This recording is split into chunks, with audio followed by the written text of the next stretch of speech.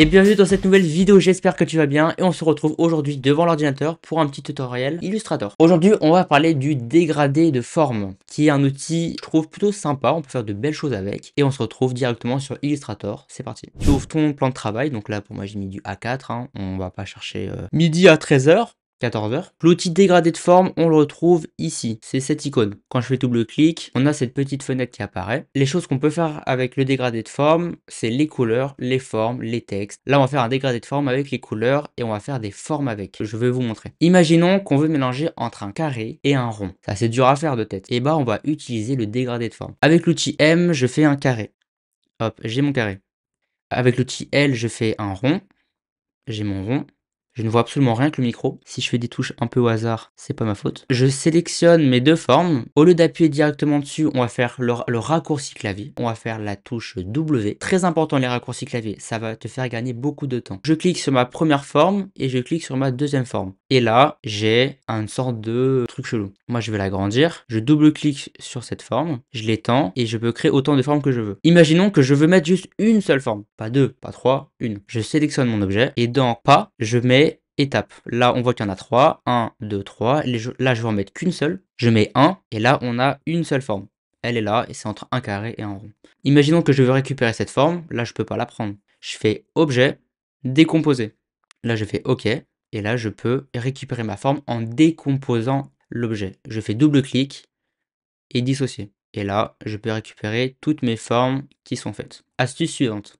Si on veut faire de la couleur, mélanger entre un vert et un bleu, et ben on utilise aussi le dégradé de forme et ça fonctionne aussi pour les couleurs. On va faire un carré qu'on va remplir en bleu. Je vais dupliquer ma forme et là je vais faire un vert et je vais faire un sorte de mélange des deux. Pareil que pour les formes, on sélectionne W, on clique sur l'un, on clique sur l'autre, on a un dégradé dégueulasse. Pourquoi? Parce que il y a les contours. Là c'est le bon exemple pour dire que quand on laisse les contours, ça fait cet effet là. On va venir décocher les contours et là on a un beau dégradé. Alors par contre si on décompose l'objet, on aura plein de couleurs différentes. Quand on veut faire l'effet de la miniature, pareil, on va faire la même chose. Quand on veut faire un texte en dégradé de forme, ça va être la même chose que ce que je viens de vous dire. Là on va prendre trois couleurs de bleu, du foncé au plus clair. Là j'ai mes trois couleurs. Je vais les disposer en ligne droite. Je vais les centrer. Imaginons que je veux la distance entre chaque cercle. Je vais dans alignement ou alors dans fenêtre alignement. Et là, j'ai deux icônes. Soit je les fais en hauteur, soit je les fais en largeur. Je clique. Là, ça me met automatiquement le même espace entre les trois cercles. Par exemple, si je sélectionne ça, que je resélectionne par-dessus un seul, qui est lui plus sélectionné, on va dire, on a un contour plus présent. On peut augmenter la taille entre chaque cercle d'après le cercle qu'on a sélectionné. Donc là, quand j'augmente, ça augmente et quand je rétrécis, ça rétrécit. Pareil pour cette icône en hauteur. Donc là, je vais faire mon dégradé de forme. Pareil, je sélectionne W, 1, 2, 3, j'ai mon dégradé de forme. Et maintenant, pour faire la lettre, on va devoir l'appliquer sur un tracé. Le tracé P pour l'outil plume, je fais une forme assez bizarre, on va dire. Je sélectionne maintenant ce dégradé de forme et ce tracé. Je sélectionne, je fais objet, dégradé de forme et remplacer le chemin.